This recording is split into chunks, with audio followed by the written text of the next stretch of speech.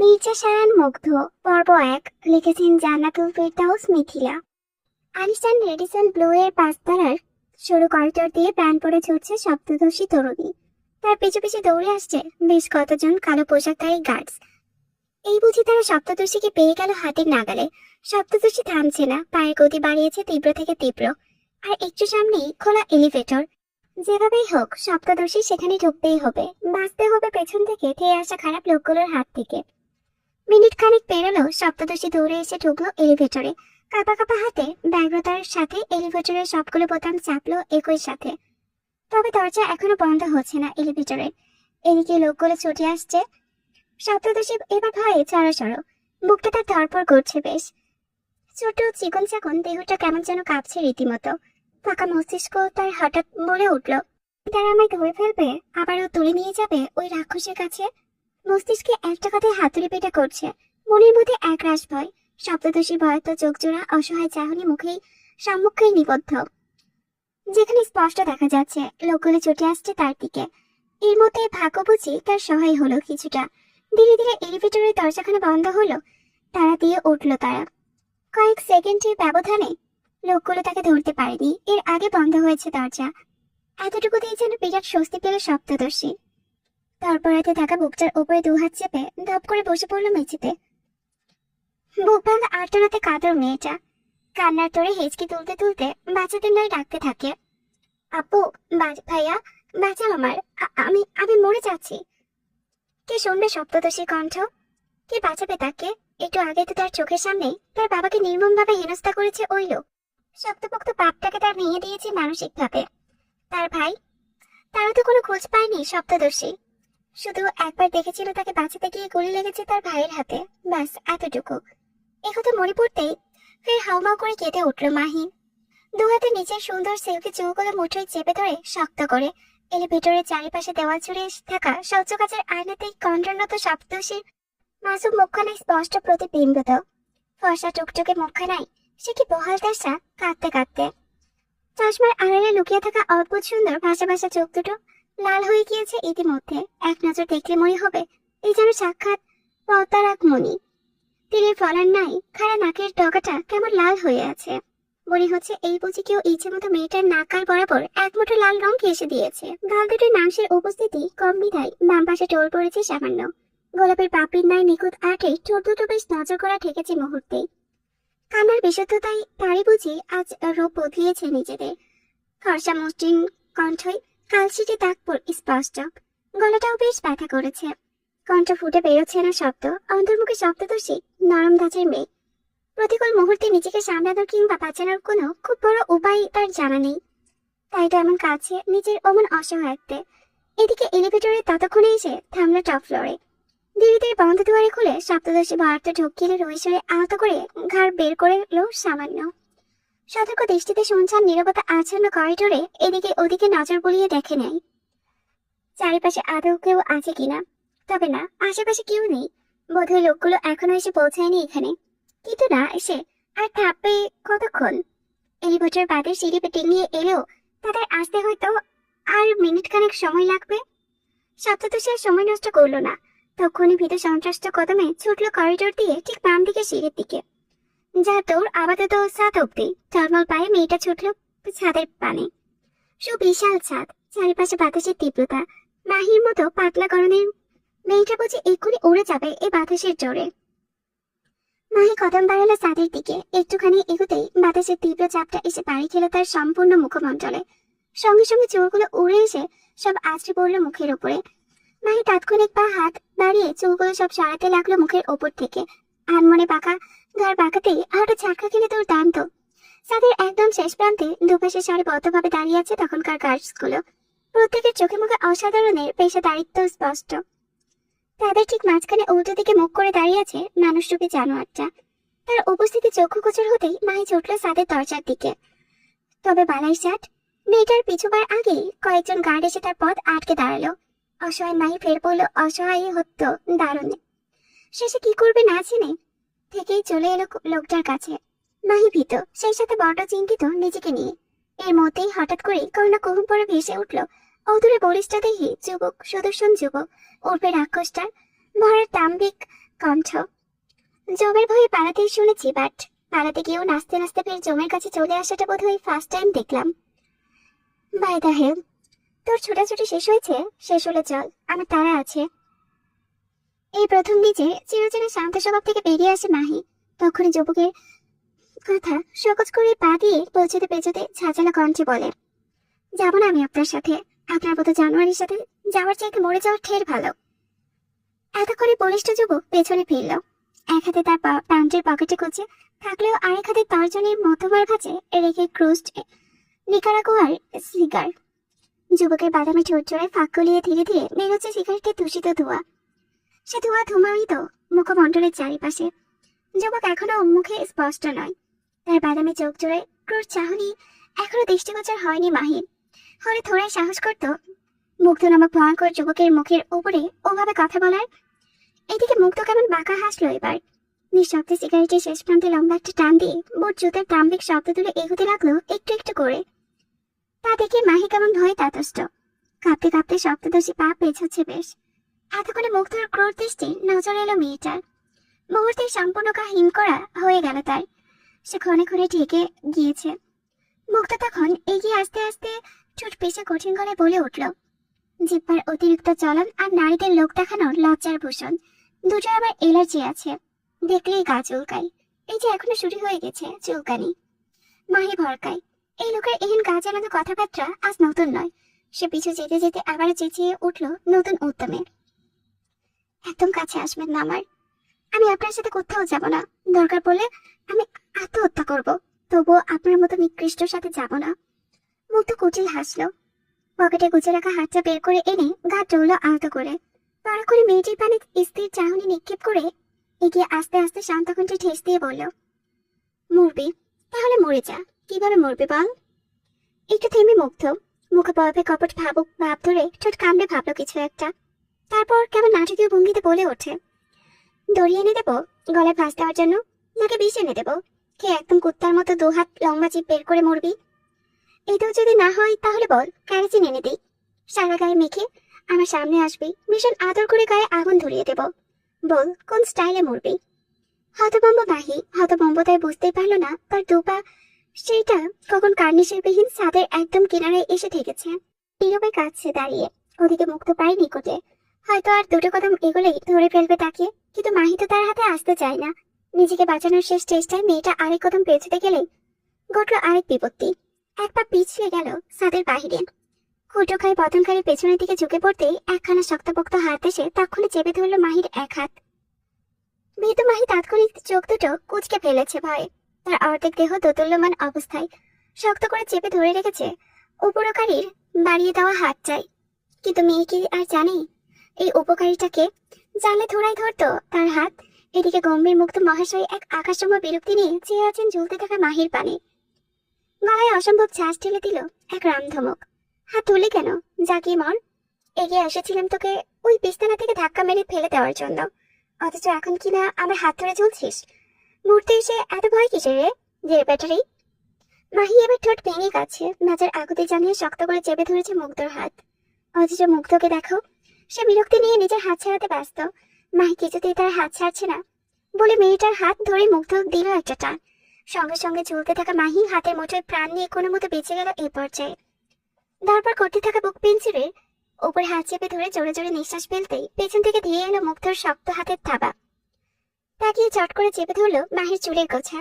মাহি আবারও চোখে মুখে কুচকে কেকিয়ে উঠে ব্যথায়। আগে তো গলার অসহ্য ব্যথা, তার উপর এরূপ যন্ত্রণা, সব মিলিয়ে বিধ্বস্ত মাহি। ব্যথায় কাটাতে থাকলেও কণ্ঠ পরে বলতে পারলো না কিছু। ওদিকে মুগ্ধ তাকে দাঁত চেপেছে। মেয়েটার চোখগুলো মুঠোয় চেপে ধরে মাথাটা এগিয়ে এসে নিজের বুকের কাছে।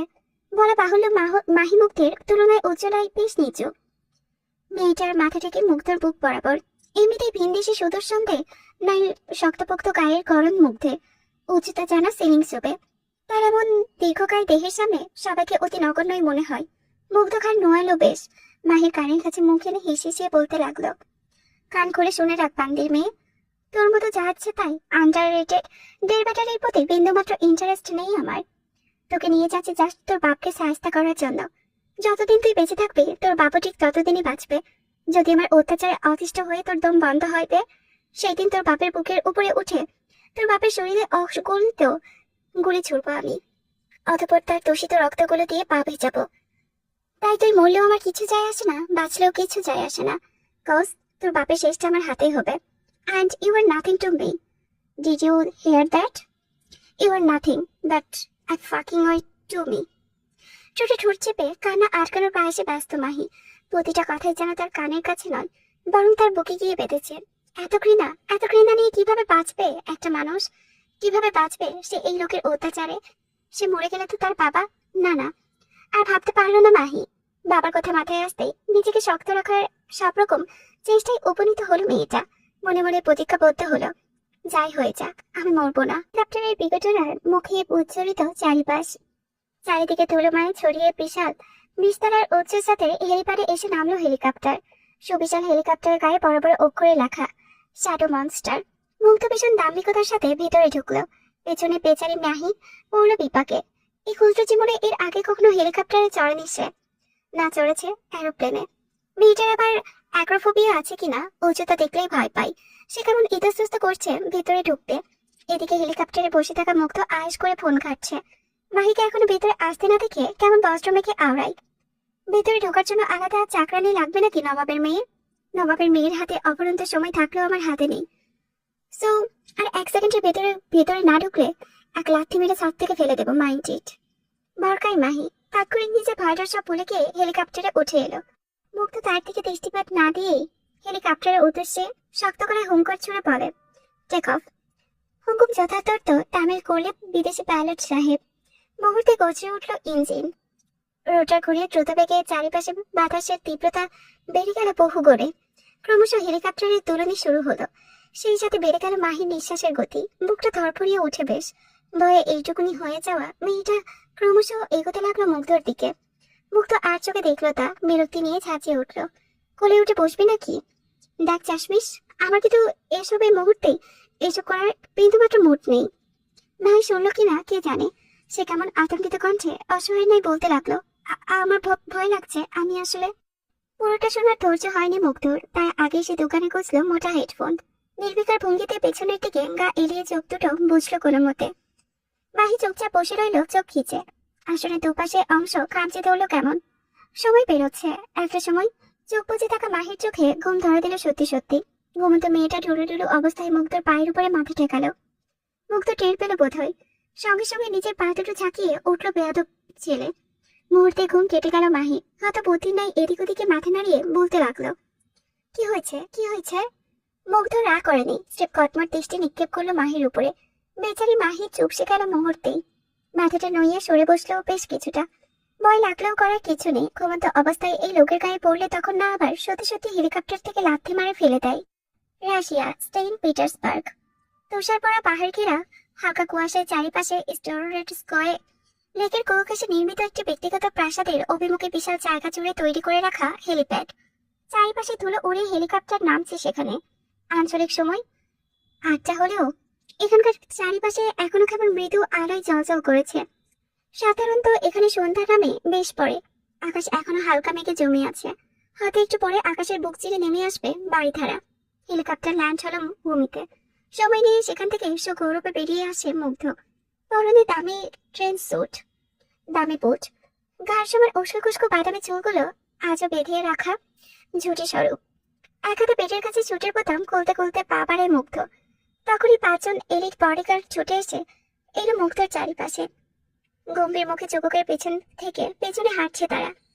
পরনে সাফেদ রাঙা ছুটপুট, কানে ইয়ারপিস, হাতে আবার রাইফেল। বিশাল আয়ত্ত জুড়ে তৈরি করা এহেন ব্যক্তিগত প্রাসাদের রক্ষণাবেক্ষণের দায়িত্ব নিয়োজিত কমব্যাট বডিগার্ডস।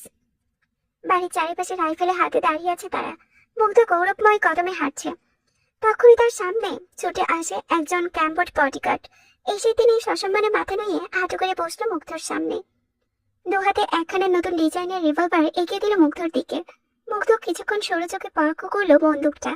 পরক্ষণে হাত বাড়িয়ে বন্দুকটা তুলে নিয়ে নাড়িয়ে চাড়িয়ে গম্ভীর মুখে বলল, is it works good? Combat মাথা নুইয়ে রাখলেন, ঝাঁকালেন একটুখানি। মুগ্ধ কেমন ক্রোশ আসলো তা দেখে তখনই বন্দুকের নলটা ঠেকালো সম্মুখে হাঁটু করে বসে থাকা কমব্যাটের ললাট বরাবর। মুহূর্তে বডিগার্ড বেচারা ভয় পেয়ে কেঁপে ওঠে কেমন। তবুও মাথা তুলে তাকানোর সাহস নেই তার। তাকালেই যে বিপদ। মনস্টারের চোখে চোখ পড়া মানে মৃত্যুকে আলিঙ্গন করা। এত বড় রিস্ক কে নিতে যাবে শুনি। মুগ্ধ কিয়ৎক্ষণ একইভাবে বন্দুকটা ধরে রাখলো বডিগার্ডের ললাট বরাবর। তারপর হুট করে কোনরূপ ভালো কোলাউস ছাড়া বন্দুক চালিয়ে তাক করলো অদূরে ব্যক্তিগত বর্ডের উপর সাজিয়ে রাখা রোমানিয়ার ভাস্কর্যের দিকে। ট্রিগার চাপতেই ভাস্কর্যটা কেমন যেন ছিটকে গেল চারিপাশে। পন্ডে রাখা রাজহংসীগুলো ভয়ে তপড়াতে তপড়াতে লাগলো অনবরত। এদিকে বাড়ির চারিপাশে থাকা সশস্ত্র বডিগার্ডরা এতক্ষণে সজাগ হলো যেন। তারা প্রত্যেকে নিজেদের রাইফেল আসমানের দিকে তাক করে অনবরত করে ছুড়ল। মুহূর্তেই চারিপাশে ছড়িয়ে গেল বিকট শব্দ। মাহি বেচারি ভয়ে আর কাছেই নামছে না হেলিকপ্টার থেকে, অথচ সে লড়াই জানে। মাফিয়া মনস্টার এখনই এখানে আসে, তখনই তার স্বাগতমটা ঠিক এভাবেই হয়। Cause this mansion loves violence. ভয় তথস্থ মাহি রহস্যই মাথা বের করলো হেলিকপ্টার থেকে। তবে হেলিকপ্টার থেকে নামতে হলে তার মতো ছোটখাটো মানুষের নিঃসন্দেহে সাহায্য প্রয়োজন। মাহি মুখ কোমড়া করে নামার চেষ্টা করলে এক পা বাহির করে একতেই হঠাৎ একখানা শক্তপোক্ত হাত এসে আহত করে নিজেকে ছাড়িয়ে দিল তার সামনে। মাহি ভ্রু কুঁচকায়। সন্ধিহান চোখে তাকাতে দেখে একজন শ্যামপুরুষ চমৎকার হেসে তার পানেই তাকিয়ে আছে। তার বারান্ত হাত এখনো অপেক্ষায় আছে মাহি। মাহি নিজেকে খানিকটা গুটিয়ে নেয় তাৎক্ষণিক। শ্যামপুরুষ তাদেরকে মুচকি হাসলো, নরম কণ্ঠে আওড়ায়, হাত ধরে নেমে এসো, ভয় নেই, আমি মনস্টারের মতো ভায়োলেন্স ক্রিয়েট করবো না। দিন দেশে এসেও বাংলা শুনছে মাহি। এও কি তবে সত্যি? মাহি অবাক চোখে তাকিয়ে রইল কেমন। হতবাক কণ্ঠে বলল, আপনি বাঙালি? শ্যামপুরুষ এক দফা ভাবুক থেকে ঠোঁট কামড়ে ধরল নিজে। পরাক করে মিষ্টি এসে বলল, নট সো, বাট তুমি নিশ্চয়ই বাঙালি, তাই না? মাহি মাথা নাড়াই ওপর নিচ। তখনই শ্যামপুরুষ তাকে ইশারায় বলে তার হাতটা ধরে নামতে। অগত্যা মাহি আর তেমন কোনো উপায়ন্তর না পেয়ে নেমে পড়লো অপরিচিতের হাত ধরে। নামতে গিয়েও বাঁধলো আরেক বিপত্তি। কিছু একটার সাথে পা বেঁধে সামান্য হোঁচট খেলো মাহি। শ্যামপুরুষ তাকে আগলে ধরতেন এলেই কেউ একজন এসে আটকে দিল তার হাত। ফলস্বরূপ পড়ে গেল মাহি, পেল হাঁটু হাতে চোট। শ্যামপুরুষ পড়কে গিয়ে পাশে তাকায়, দেখতে পায় একজোড়া বাদামি চোখ কেমন অগ্নিদৃষ্টিতে তাকিয়ে আছে তার পানে। ছেলেটা ঢোক গিলল কেমন আমতা আমতা করে নিজের সাফাই গাইতে। শোনা গেল মুক্তর কঠিন কণ্ঠ, আমার পছন্দের কিংবা অপছন্দের যে কোনো কিছুর উপরে কারো হস্তক্ষেপ কিংবা দৃষ্টি আমি সহ্য করি না shit, and I think you know that better. Siddharth মাথা নাড়াই ওপর নিচ। তাৎক্ষণিক মাহির সামনে থেকে সরে দাঁড়ায় দুকদম। ওদিকে মাহি ততক্ষণে উঠে দাঁড়ায়। কিছু বুঝে ওঠার আগে তার ডান হাতের কোণে চেপে ধরে মুগ্ধ। ইস, কোনটা বুঝে এই ছিঁড়ে পড়ল। মাহি মুখ কুচকে ব্যথাটা সহ্য করে নেয় কোনো রকমে। মুগ্ধ আবার হাঁটা শুরু করলো দুদম্য পথ। সুদর্শন যুবকের হঠাৎ এত রেগে যাওয়ার কারণটা ঠিক বোধগম্য হলো না মাহি। এই লোক হঠাৎ এমন রেগে যায় কেন কে জানে। পুরানো ইউরোপিয়ান স্থাপিত এবং আধুনিক ডিজাইনের মিশেলে তৈরি ম্যানশন প্যারাডাইস। বাড়ির প্রবেশ দুয়ারে রয়েছে বিশাল লোহার গেট। কালো রঙের ওপরে সূক্ষ্ম খোদাই ভাবে নির্মিত এই গেটের চারিপাশে ঝোলানো বৈদ্যুতিক তার। গেটের দুপাশে দাঁড়িয়ে আছে উঁচু পাথরের স্তম্ভ। গেটের ভেতরে পা রাখতেই জমিনে দেখা মিলল ছোট ছোট মার্বেল পাথরের পথ, যা দুধারে নাম না জানা বিভিন্ন শোভাবর্ধক গাছ। গাছগুলো কি সুন্দর ছেটে রাখা, যেন কেউ রোজ নিয়ম করে পরিচর্যা করে তাদের। প্রায় 100 কিলোমিটার লম্বা ওয়ার্কওয়ে পেরিয়ে তারপর ম্যানশন প্যারাডাইস অব্দি যাওয়ার সৌভাগ্য মিলে। ওয়ার্কওয়ে দুই পাশে দু ধরনের নিদর্শন। ডান পাশে জমিটা ছোট ছোট সবুজ গাছে পরিপূর্ণ। তার সম্পূর্ণ জুড়ে তৈরি করা হয়েছে হেলিপ্যাড, মনস্টারের ব্যক্তিগত হেলিপ্যাড। গেটের সামনে দূরে দাঁড় করে রাখানো 3-4টে 4 হুইলের গাড়ি। অত বড় ওয়ার্কওয়ে তা থোড়াই হেঁটে হেঁটে যাওয়া সম্ভব। কেউ যদি এ পথে গাড়ি ছাড়া হেঁটে হেঁটে আসতে চায় তাহলে নির্ঘাত তার হাত থেকে সময় ফসকাবে বেশ। অন্যদিকে ওয়ার্কওয়ের ব্যাপারটা বেশ সুন্দর। একপাশে বানানো ব্যক্তিগত পুকুর, পুকুরের চারিপাশে চকচকে পাথরের পরিপূর্ণ। পুকুরের একদম মাঝ বরাবর নাই সুগৌরবে দাঁড়িয়ে থাকা বিদেশি ভাস্কর্য, যা মূলত রাখাই হয় মনস্টারে ভাঙ্গার উদ্দেশ্যে। পুকুর হতে সামান্য দূরে বাড়ির লং লাইন, যেখান থেকে বাড়ির ফ্রন্ট ইয়ার্ড শেষ এবং ব্যাক ইয়ার্ড শুরু। জায়গাটা পরিপূর্ণ বিভিন্ন নামি দামি ফ্লাওয়ার ফ্যান্টাসে।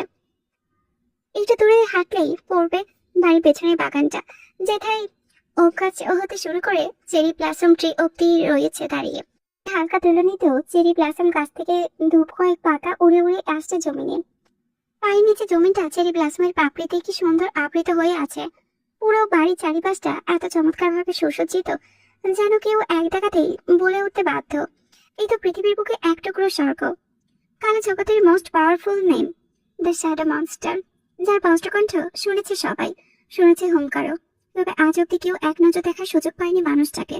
যতবার মনস্টার কোথাও বেরিয়েছে ঠিক ততবারই সে নিজেকে আড়াল করেছে কালো মাস্ক, লম্বা হুডি আর স্কার্পে। তার চারিপাশে সশস্ত্র বডিগার্ডরা থাকলেও তার বাহিক্য রূপের পরিবর্তন হয়নি কখনো। এই লোকের মুখ না দেখলেও তার সিগনেচার বৈশিষ্ট্য পরিলক্ষিত হওয়ায় মাত্রই সকলে বুঝতে বাধ্য। এই যে আর কেউ নয়, স্বয়ং মাফিয়া শ্যাডো মনস্টার।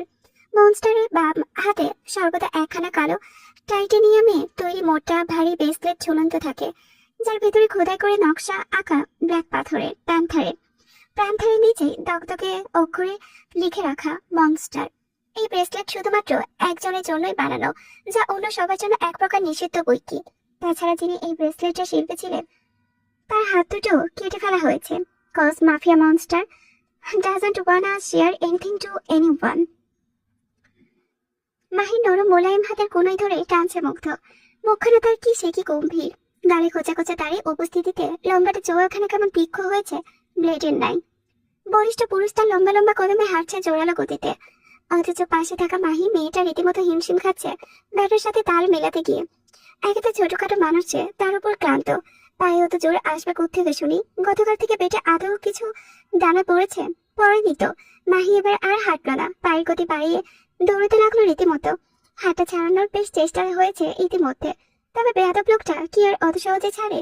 মাহি দৌড়াতে দৌড়াতে একেবারে মিনমিন কণ্ঠে বলল, একটু আস্তে হাঁটুন, আমার কষ্ট হচ্ছে। মুখ তো শুনলো কিনা কে জানে। সে তাৎক্ষণিক পায়ের গতি বাড়ালো আরেক ধাপ। শক্ত মুখাভাবে কঠিন গলায় চিবিয়ে চিবিয়ে বলল, মরবি না এত সহজে, চল। অগত্যা এমন কথায় চুপ করে গেল মাহি।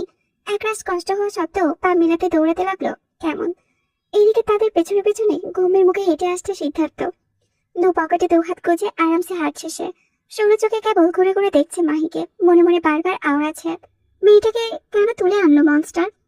ওকে ওকে তবে বাকি মেয়েদের মতো আর ভাবতে পারলো না সিদ্ধার্থ। নিজের নরম সরম মনটাকে আরেক দফা বোঝাতে লাগলো, এই পর্যাপ্ত বাদ বাকি মেয়েদের সাথে যা হয়েছে এই নতুন মেয়েটার সাথেও তো তাই হবে। এই তো জানাই কথা, তা নিয়ে মন খারাপ করে রাখলে কিভাবে হবে শুনি? নিজ ভাবনার মধ্য থেকেই মাহির করুণ ভবিষ্যতের কথা টের পেয়ে এক দীর্ঘ নিঃশ্বাস ফেলল সিদ্ধার্থ। পরক্ষণে পায়ের গতি বাড়িয়ে হাঁটা ধরল উল্টো পথে। সুবিশাল কাঠের দরজায় দুপাশে দাঁড়িয়ে আছেন দুজন বডিগার্ড। মার্বেল পাথরে বোনা সিঁড়িতে মুগ্ধের পা পড়তেই দুজনে কেমন হালকা ঝুঁকে কান নিচে জানাই তাকে। এতে গম্ভীর পুরুষের কোনরূপ ভাবান্তর হলো না, সে একইভাবে টানছে মাহিকে। এবারেও মাহি মেয়েটার সঙ্গে ঘটলো আরেক অঘটন। মুগ্ধ সামনে দুশিরি ওপরে আর মাহি এখনো দুশিরি নিচে। লং কুর্তির সঙ্গে পা বেজে মেয়েটা আবারও হোঁচট খেলো সম্মুখে। পাশ থেকে দায়িত্বরত বডিগার্ডরাও ততষ্ট মেয়েটাকে আগলে ধরতে নিলেই মুগ্ধ মহাশয় গর্জন তুলে বলল, স্টে ব্যাক। দৌড়ে থেমে গেল বডিগার্ডরা, দুকদম পেছিয়ে গেল বাধাদের নাই। চোখ তুলে মেয়েটার সম্মুখে দিকে তাকায়নি একবারও। এদিকে মাহি পড়তে পড়তে বাঁচল। শুকনো ফাঁকা ঢোক গিলতেই তাকে ভরকাই আরেক দফা। মুগ্ধ তাকিয়ে আছে আগুন চোখে। এই বুঝি তার বাদামি চোখ দুটো আগুনে ঝলসে দিবে তাকে। মাহি কেমন ভয়ার্থ ঢোক গিলল তা দেখে। তখনই মুগ্ধের আগুন চোখ থেকে দৃষ্টি নামিয়ে মাথা নইয়ে শুনল মুগ্ধের চিরবির করে কণ্ঠ, বেয়াদবের বাচ্চা। হতভম্ব মাহি এরপরও বুঝলো না মুগ্ধের এরূপ কথার কারণ। মস্তিষ্কে আরেকটু জোর দিতে গেলেই হাতে কোনোই টান পড়লো আবারও। মুগ্ধ এবার সদর দরজা দিয়ে বাড়িতে ঢুকেছে। মাহির কি হলো কে জানে, সে দৃষ্টিতে একটু আধটু দেখতে লাগলো বাড়ির ভিতরটা। মুহূর্তেই চমকালো সে। বাড়ির প্রবেশ পথেই প্রায় 22 ফুট উঁচু ছাদ, যার মাঝ বরাবর চলছে এক বিশাল কালো ক্রিস্টাল ঝাড়বাতি। মাহি চলন্ত পাঁচরা একেবারে থমথমে হয়ে চাইল, দেখতে চাইল প্রবেশ পথের মনোমুগ্ধকর সৌন্দর্যতা। তবে তা কি আর সম্ভব? লোকটা তো হাঁটছে তাকে নিয়ে, সে কখন থেকে হাঁটছে তার, অথচ এখনো কিনা বাড়িতেই ঢুকলো না। এটা বাড়ি নাকি গোলক ধাতা? যার তাকার সম্মুখে প্রবেশ পথ ছেড়ে তাকে নিয়ে আসা হলো বিশাল এক লিভিং রুমে। এক মুহূর্তের জন্য মাহির চোখ দুটো স্থির হয়ে গেল কেমন। মাথার উপরে বেশ উঁচু সিলিং। বাড়ির এই জায়গাটার নাম হচ্ছে গোলাকার। লিভিং রুমে ধার দিয়েছে আরেক সৌন্দর্য। গোলাকার লিভিং রুমটার মাঝখানে বেশ জায়গা জুড়ে উঁচু সিঁড়ি করা হয়েছে। সিঁড়ি ডিঙিয়ে নামতে হবে নিচে, যেটাই বসার জায়গা। পায়ের তলায় স্পষ্ট সুইমিং পুল, হাঙ্গরের মতো বড় বড় মাছ নড়ছে তাতে। তার উপরে বসিয়ে রাখা দামি মখমলের সোফা সেট। মাহির গা কাটা দিয়ে উঠল এহেন লিভিং রুম দেখে। মেয়েটা ভয় জড়সড় হয়ে যেই না পিছু হবে অমনি মুগ্ধ তাকে টানতে টানতে সিঁড়ি দিয়ে নিচে নামালো। মাহি এবার জোরে চোরা করতে হাতটা ছাড়াতে চাইল। সে কিছুতেই পা রাখবে না ওই হাঙ্গরের লিভিং রুমে। দেখলেই যদি কাঁচ ভেঙে ওপরে উঠে সুইমিং পুলে তখন। মাহি এবার ভয়ে কেঁদেই দিল, কাঁদতে কাঁদতে অনুনয় করে বলল, প্লিজ, আমি নিচে নামবো না, আমার ভয় করছে। মুগ্ধ কি আর অত কথা শুনে সে তখনই এক হ্যাচকা টানে মাহিকে ছুড়ে ফেললো লিভিং রুমের স্বচ্ছ কাচের মেঝেতে। মাহি উপর হয়ে পড়লো মেঝেতে। পর মুহূর্তে চোখ খুলেই দেখলো তার ঠিক নিচে সবগুলো মাংসের হাঙ্গার কেমন একজোট হয়েছে তাকে দেখে। মাহি বাকরুদ্ধ ভয়ে, হাঙ্গরগুলো তীক্ষ্ণ দন্ত চক্ষু গোচর হতেই কাঁপতে লাগলো শব্দদর্শী। এক মুহূর্ত স্থির থেকে পরক্ষণেই দিল এক বিকট চিৎকার। কোনো মতো মেঝে থেকে উঠে বাচ্চাদের মতো দু হাতে ভর দিয়ে সরে গেল অন্যত্র। মুগ্ধ দেখলো ক্রুর হাসি লেপটানো ঠোঁটের কোণে। পকেট থেকে ফিরে একখানা মোটা সিগার বের করে এনে ঠোঁটে গুছিল আয়েসে। লাইটার দিয়ে সিগারেটের শেষ ভাগ ধরিয়ে দিল একটা লম্বা টান।